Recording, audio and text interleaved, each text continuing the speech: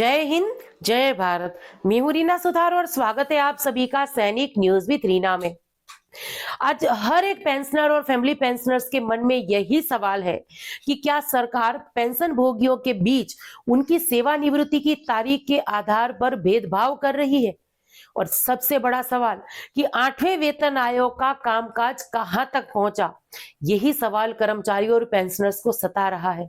हाल ही में राज्यसभा में सरकार ने इस सवालों के लिखित में जवाब दिए हैं। तो आइए आज के इस वीडियो में जानते हैं कि ये पूरा मामला क्या है। तो आज के इस वीडियो में इससे जुड़ी हुई कुछ जानकारी शेयर करूंगी और इसके साथ साथ कुछ कमेंट्स के जवाब दूंगी, जिनके माध्यम से हमारे पेंशनर और फैमिली पेंशनर्स ने अपनी पेंशन संबंधी समस्याओं को शेयर किया है। तो चलिए इसी जानकारी के लिए आज के इस वीडियो में हम आगे बढ़ते हैं। वीडियो में आगे बढ़ने से पहले हमेशा की तरह आप सभी से निवेदन है कि वीडियो में अंत तक बने रहिएगा। इस चैनल के माध्यम से दी गई जानकारी आप सभी लोगों के लिए यूजफुल रह रही है तो लाइक और शेयर कर दीजिएगा। चैनल से जुड़ने के लिए चैनल को सब्सक्राइब कर दीजिएगा, बेल आइकन को प्रेस करके नोटिफिकेशन ऑन रखिएगा। देखिए, चैनल को ज्वाइन करना या ना करना ये आपकी इच्छा पे आधारित है। इच्छा शक्ति अगर आप चाहें तो चैनल को ज्वाइन कर सकते हैं, लेकिन इस वीडियो को हाइप जरूर से करिएगा ताकि यूट्यूब हमारे वीडियोस जो है सभी पेंशनर फैमिली पेंशनर्स तक पहुंचाए। तो चलिए इसी के साथ आज के इस वीडियो की शुरुआत करती हूँ और सबसे पहले समझते हैं कि ये पूरा मामला क्या है। देखिए, यहाँ पर जैसे कि मैंने कहा कि कुछ सवाल पूछे गए थे केंद्र सरकार से और सवाल पूछने वाले थे सांसद श्री जावेद अली खान जी ने सीधे सीधे वित्त मंत्री से 5 अहम सवाल पूछे हैं और ये सवाल पूछे गए हैं 3 फरवरी 2026 को। तो यहां पर इन्होंने पूछा है कि क्या वित्त विधेयक 2025 सरकार को रिटायरमेंट डेट के आधार पर पेंशन भोगियों में अंतर करने की शक्ति देता है। यानी जिस एक्ट से, फाइनेंस एक्ट से सभी जो पेंशनर और फैमिली पेंशनर्स डरे हुए हैं, क्योंकि आज सबके मन में, जैसे कि वीडियो की शुरुआत में मैं कह ही चुकी हूं, कि यही सवाल है कि कहीं ऐसा ना हो कि 8वें वेतन आयोग में हमारी पेंशन में कोई बढ़ोतरी ही ना हो। यही सवाल सभी पेंशनर और फैमिली पेंशनर्स को सता रहा है। हालांकि इससे पहले भी केंद्र सरकार इसको लेकर स्पष्टीकरण दे चुकी है। बावजूद इसके देखिए, आज हमारे देश के सबसे बड़े मंच, जहां सभी जो कर्मचारी पेंशनर और फैमिली पेंशनर्स के साथ साथ आम नागरिकों के हक की आवाज उठती है, वहां से सरकार का जवाब आना ये बेहद अहम है।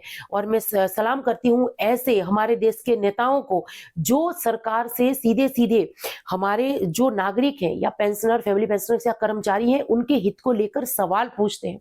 तो यहाँ देखिए, उस फाइनेंस एक्ट के बारे में सवाल पूछा गया है। आगे देखिए, यहाँ पर कहा गया है कि दिसंबर 2025 तक रिटायर होने वाले कर्मचारी 8वें वेतन आयोग के दायरे में आएंगे या नहीं आएंगे।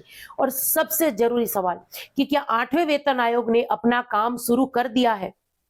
देखिए, इस पर सरकार का स्पष्टीकरण जो है बेहद ही जरूरी हो जाता है। तो सरकार की तरफ से वित्त राज्य मंत्री श्री पंकज चौधरी ने क्या जवाब दिया।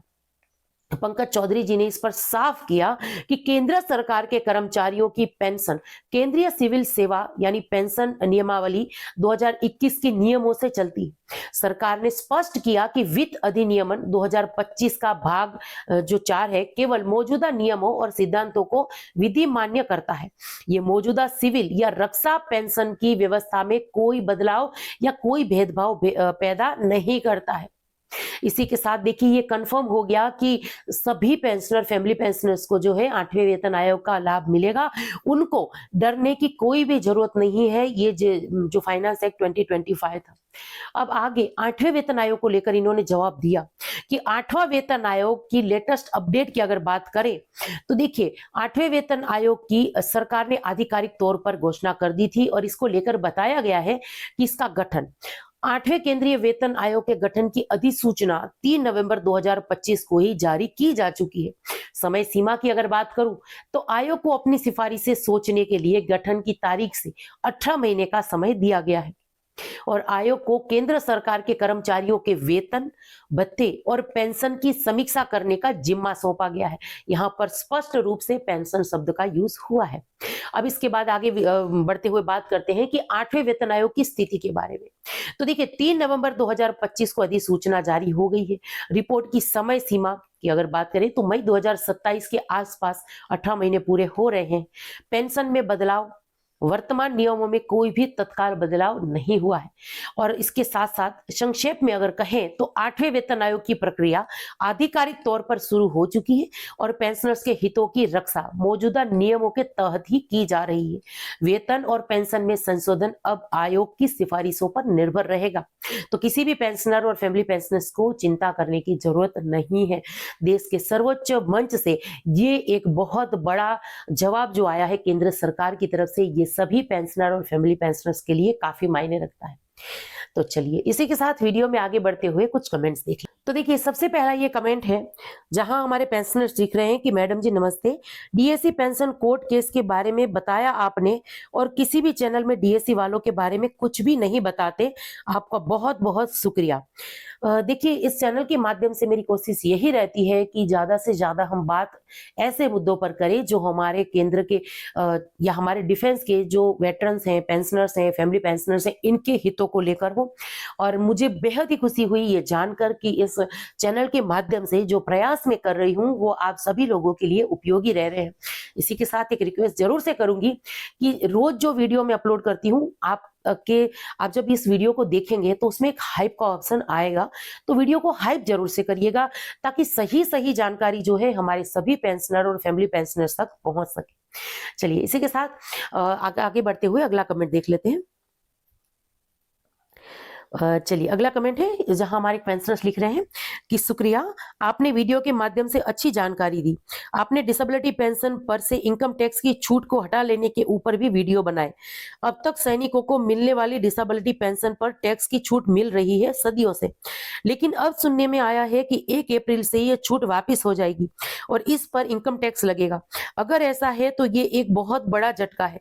आप कृपया इस पर एक डिटेल वीडियो बनाकर हमारा संशय को दूर करिए। धन्यवाद। देखिए आपका जो ये कमेंट है इस पर मैं जरूर से ध्यान दूंगी। आप जिसकी बात कर रहे हैं उसके लिए मैं यहाँ पर एक जानकारी हमारे जो दूसरे पेंशनर फैमिली पेंशनर्स को भी दे दूं। अभी जो बजट पेश हुआ है 1 फरवरी 2026 को, इसमें फाइनेंस एक्ट 2026 के नाम से एक एक्ट आया है और इसमें जो डिसेबिलिटी पेंशन को लेकर ये हमारे पेंशनर्स कह रहे हैं इनमें कुछ बदलाव हुआ है। अभी उसको मैंने थोड़ा बहुत ही पढ़ा है, उसको पूरा अच्छी तरीके से स्टडी करके 1-2 दिन में उस पर मैं डिटेल में वीडियो बनाऊंगी और मेरी पूरी कोशिश रहेगी कि जैसे हमेशा मैं बेहद ही आसान भाषा में वीडियो बनाती हूँ, कोई ऐसे हिंदी के या इंग्लिश के जटिल शब्दों का उपयोग नहीं करती हूँ जिससे मेरे पेंशनर भाइयों को और मेरी फैमिली पेंशनर्स बहनों को वीडियो समझने में दिक्कत आए। तो उसी तरीके से इस एक्ट को समझकर इसका हमारे जो डिसेबिलिटी पेंशनर्स हैं इनको कितना नुकसान होगा या किनको टैक्स पे करना पड़ेगा, किनको नहीं करना पड़ेगा, इसकी डिटेल में जानकारी बेहद ही आसान भाषा में लेकर एक वीडियो जरूर से बनाऊंगी। आप प्लीज 1-2 दिन वेट कर लीजिए। बाकी जैसे कि आपने कहा कि जो वीडियो होगा उसके माध्यम से आपकी सभी जो सवाल होंगे डिसेबिलिटी पेंशन में टैक्स को लेकर ये आपके साफ जरूर से हो जाएंगे। चलिए सबसे आखिर में ये कमेंट देख लेते हैं। एक पेंशनर्स लिख रहे हैं कि जय हिंद मैम, ये पीएमआरआई हैं और कोर्ट केस कैसे करें इसके बारे में बताइए।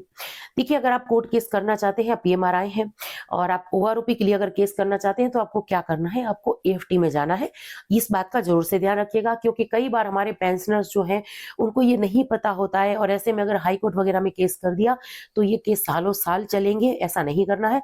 हमारे आर्मी पर्सन के लिए, आर्मी एयरफोर्स नेवी के जो हमारे वेटरन्स हैं या फैमिली पेंशनर्स हैं, इनके लिए एएफटी की जो सेवा, अगर सेवा ही कहूंगी मैं इसको, क्योंकि एएफटी हमारे लिए ही है कि हमारी जो अगर कोई ऐसे केस वगैरह होते हैं उसका निवारण जल्दी से हो सके उसके लिए।